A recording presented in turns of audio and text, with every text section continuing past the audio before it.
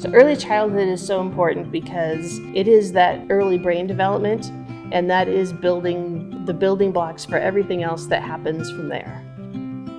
If you miss those critical moments in those first few years, you're going to miss those incredibly important steps. I'm Cynthia Wright.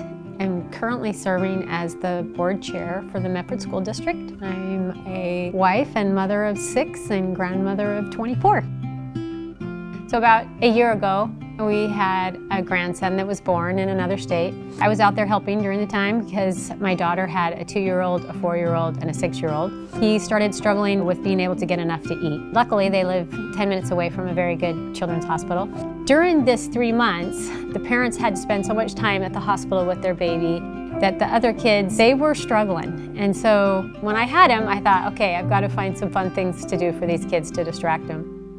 So I brought the 3 girls here. My granddaughter that's 6, the first thing that she did was head to the ambulance. And for the next 4 hours, this little girl just went back and forth between the nursery and the ambulance. She started opening up and talking to all of the other kids that she was playing with. She started explaining that she had a baby in the hospital. I could just observe that it was this healing that was taking place for her, that we had not been able to figure out how to help her to express those things she was feeling. But somehow, in that environment, it just came out. It was amazing. One of the best parts of play-based learning is that we see how it impacts your social emotional intelligence. It gives you an opportunity to have this open-ended, imaginative experience. In terms of brain development, it really helps children to problem solve and think critically. Additionally, having to navigate a space that you're sharing with somebody else can sometimes be tricky for kids. So this is a great opportunity for them to learn how to do that in a really safe way. When a child has an experience of overwhelming stress in their lives as they're growing up, that will show up later in life.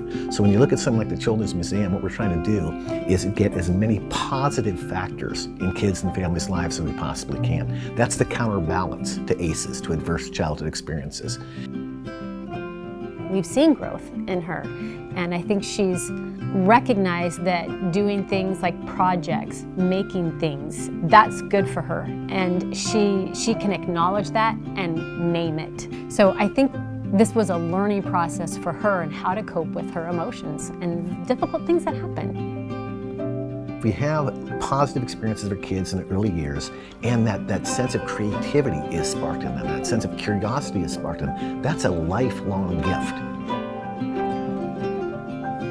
If we do our job well, kids will have a really great opportunity to live their best lives.